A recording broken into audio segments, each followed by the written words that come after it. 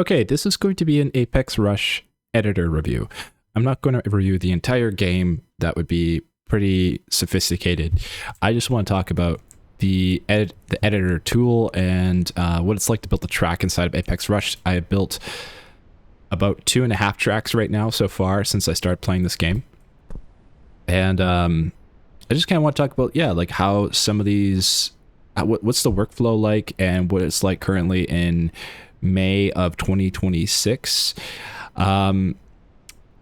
So let's get started. Overall, I just want to say this game is incredible. Okay, this is a really great game. Put my criticisms aside, which I will be talking about. If this game interests you at all, if you like the idea, like how it's kind of similar to Trackmania, it's also its own thing. It's got its very own cool vibe. This is a really fun game, and playing it is actually a real joy. The reason I want to do a video about the editor is mostly because I've been working in it mostly. As soon as I started playing this game, I probably played the first 10 levels just to get a feel for it. I liked it, and then I just went right into the editor. I love creating things for people to play. I think it's super fun. Like, I used to love doing that in Roblox. So having this editor here in general is just an amazing feature, and it's so awesome to have. So is this game great? Yes, it's fantastic. I would give it at least an 8 out of 10 in its current state as it is. But yeah, we're going to be jumping into some criticisms here about the editor because these are the things I have been getting frustrated with or have had challenges with, and having these fixed or like improved upon would be phenomenal. So I want to talk mostly about how the current tools work. So one of the most challenging elements about the editor is the undo button doesn't really exist or doesn't work. So we have two pieces here. We have a start piece and a straight piece. If I delete the straight piece here and I want to put it back, typically you would use Command Z, which is undo. And if I do hit Command Z, it's going to pop that piece in a random location. It doesn't put it right back where I need it to be. If I delete it again, hit Command Z, it pops it over there.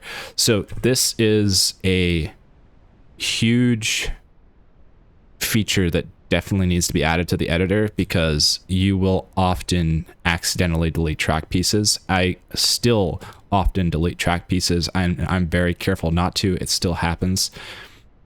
And usually it's not, it depends how big of a deal it is, because it depends if you're snapping to the grid or not. So there is this grid system here. You can see how the track moves along these little square boxes. Replacing a piece after you delete it isn't always a big deal, but sometimes it is, because sometimes you are using a rotated piece. So if we take this piece off the grid and we rotate it, and maybe we have a specific rotation here, and we also have let's do a curved turn.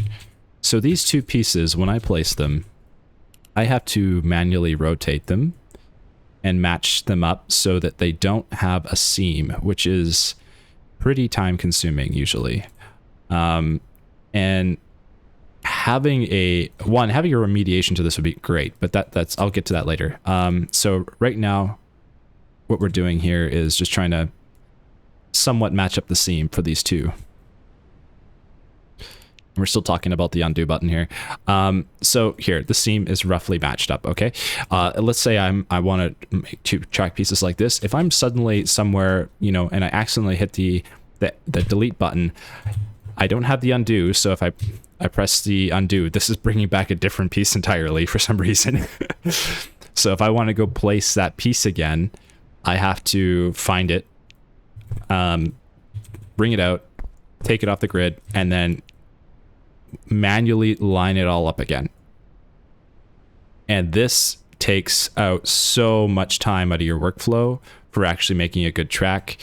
It's just having this feature fixed alone would be fantastic. I actually have I did a message Hazardous, and I put a feature request in the Discord, and he responded, and he said that this is actively being worked on. So I just want to say that this is something we're likely going to see based on that conversation I had with him, which was great. So really awesome to hear that. And I hope this gets implemented soon, because it would just be fantastic, because you can already see how long it's taking me just to line this back up again. Okay, so that's the biggest, I would say, is the biggest issue right now. Having that feature alone is just going to make workflows in general so much better. Having an undo button. The next part, I would say, has to do more with the pieces available. So this is something I hope that we see more of. I want to talk specifically about turns first. So we have a couple different types of turns. I'm just going to look at the ones with the rails here. So we have a small turn. I'm going to snap this to the grid. We have a small turn. We have a larger turn. We have a, oops. So this is our larger turn. Then we have a slightly larger turn. And we have a, oh. Then we have a very large turn. So we have these three types of turns.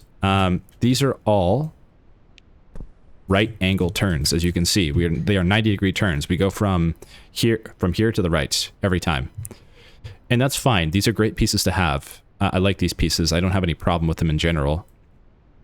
My only issue is that I wish we had 45-degree turns. So if you split these in half, you could have a turn that went 45 degrees instead of just 90, which would be great because that will enable so much more creation for track layouts in general. If you actually want to do this right now, the only way to do this is kind of by manually making your own turn, which is most likely going to be done with flat pieces here. You could maybe do it with some other pieces that might make it look a little bit nicer, but I'll just give you an example. This is how I would probably do it right now. Current workflow. If I wanted to make my own 45-degree turn, I would go into here, rotate it, move it over, and make it like this. And that's obviously clipping, so it's not going to look very nice. I probably wouldn't be able to do it with these pieces. I would probably end up doing it with these two pieces instead. And they wouldn't have rails. Excuse me. This is probably how I would do a 45-degree turn right now. And you can see that this is also causing clipping here. So it doesn't look very good. These pieces aren't the best ones to actually make an example with here. It'd probably be better to use this one instead. The clipping won't be as noticeable.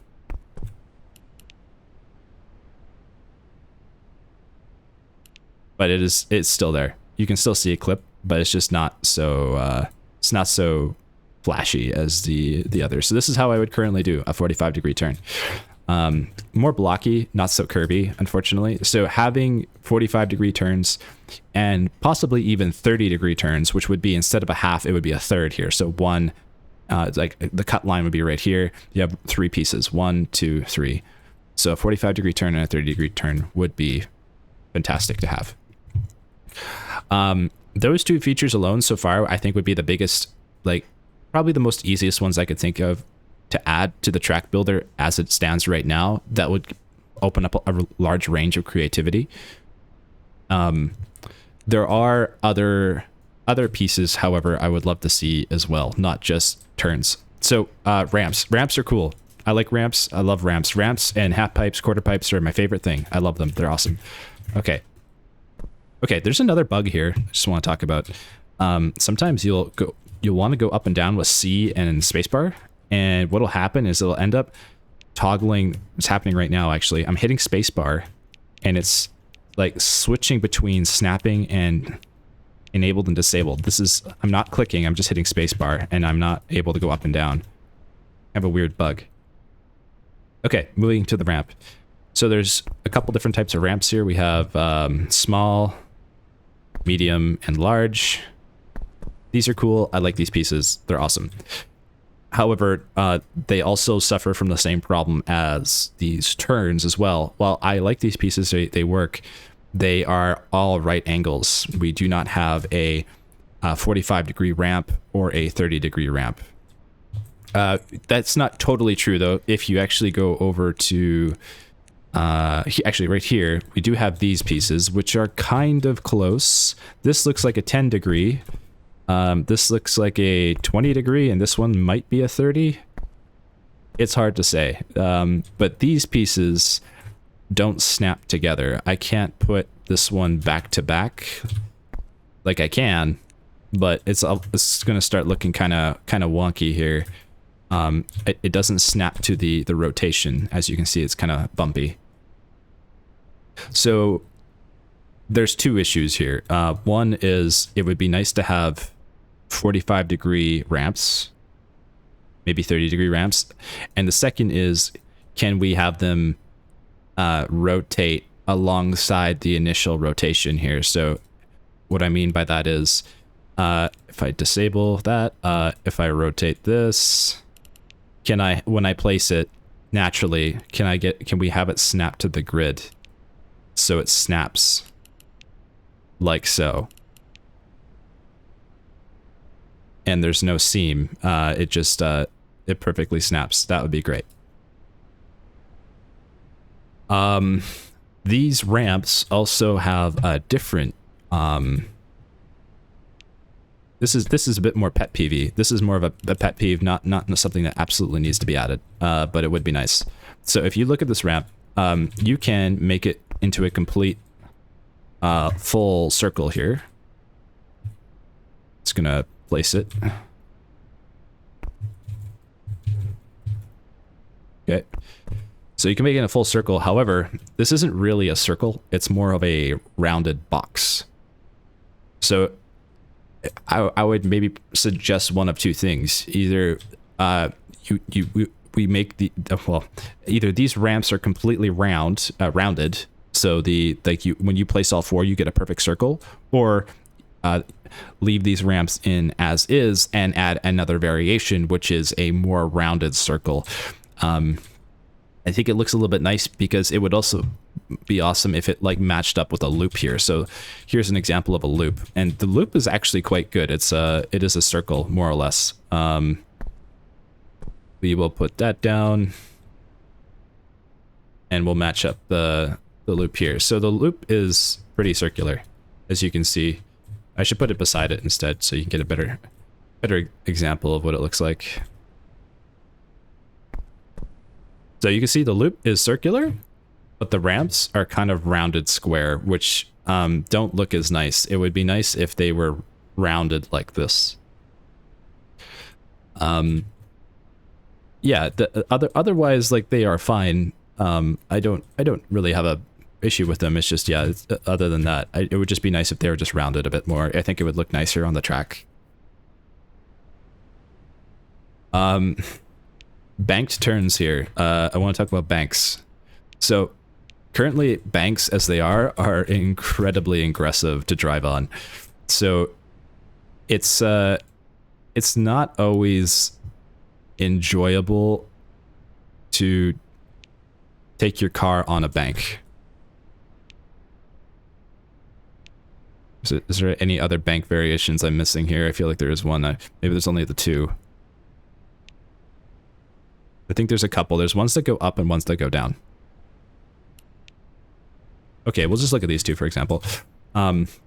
These banks turn down. This one is actually pretty okay, but as you drive it, it does feel a little aggressive. Like if your car goes over this edge, you end up getting some airtime. It would be nice. I don't know if it's possible to do a bank where there is no loss, there is no airtime. Like the car just transitions into the bank very smoothly, and the car continues to have traction the entire time. That would be nice. As well as we have the banked turn here, which is great. Excuse me. However, yes, it would also be nice if we had smaller bank turns as well, not just the one. Oh, we do have one. This one's a little bit smaller. But yeah, even other more variations, or like 45-degree banked turns. 45 and 30. What else do we have here? Okay, so I want to talk about boosters for a second as well. So I noticed when I was trying to see how fast could the car go, I put boosters in a line pretty much from the end of the, like from the beginning of the map to the end of the map. I wanted to see how fast the car could go. The car will roughly go about up to 600. The speed number goes up to about 600 at like it tops out around there.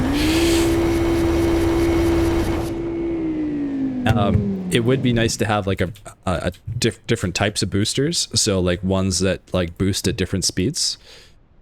And it would be nice if the car could go faster than 600. Like getting up to like 999 would be kind of cool as a top speed. That has less to do with the editor. It has more to do with the car in general. Like it would be nice if you continued to hit accelerate if maybe the car kept going to 999. Maybe. Maybe not. Maybe it's better to have it with boosters get there. But yeah, it would be nice if you could make tracks that were just incredibly fast as a variation of in the track editor, just like another way to be creative. That would be kind of cool. Yeah, I think those are the biggest things from the editor that I've experienced. I know that I'm guessing that Hazardous will end up adding more scenery pieces. It's kind of pretty bare bones right now. You just got rocks and trees. There is these wall pieces, which are okay. I'm not super crazy on them, but they're all right to work with. And obstacles, I have really no complaints here. Like, there isn't anything I really at the moment care to have or add. I'm just going to guess that the scenery pieces will be greater in general later on. What I thought would be a really cool addition to the game is if you've ever played the game Satisfactory has this really, really, really great layout of conveyor belts. The whole game is basically like conveyor belt heaven. And the way they lay out the conveyor belts is you can like, I can't really demonstrate in here because it's not, this game doesn't have conveyor belts or the snapping grid that conveyor belts are inside of Satisfactory. But basically you can put a piece down and then you can go anywhere. It doesn't really matter where. You can put your next piece over here. And what'll happen is the conveyor will draw a track from those two pieces automatically, which is so cool and would be awesome to do because you already have this grid system that exists here in a three-dimensional plane. Being able to just connect, like if I put a piece here, I can have it draw the track from this location all the way to this location. That would pretty much make track editing like so easy. Like it would make track editing so easy that it would be so much more fun to make tracks. Because you could just make them so much quicker. You can make them with so much more creativity. You could do a whole lot with that. That would be such a cool feature to have in this game, but it could be really difficult and time consuming to create. So I don't know if we'll ever see that, but that would be amazing. Anyway, that is my pretty much biggest review of this editor. I don't know if I talked about the rotation tool, but the rotation tool is another little problem here. This is, I think, something Hazardous also said he's working on. So if you want to rotate an object, sometimes when you're rotating, depending on the angle you're looking at the object, the rotation tool doesn't always work that nice. Okay, that's on a snapped grid. Let's take it off the snap. Sometimes it just starts like catching and spinning around really weird. Like right now it's working fine for some reason. Oh, they're starting to catch a little bit. But yeah, having that updated would be really nice because sometimes you're trying to rotate something and it just won't move and it just gets stuck. Like right there, kind of getting stuck. It'd be nice to see that fixed. But other than that, that's really my only criticism of the editor. I love this game. It's fantastic. I really enjoy it and would love to see more people playing it and can't wait to see the other tracks that come out. So thanks for watching.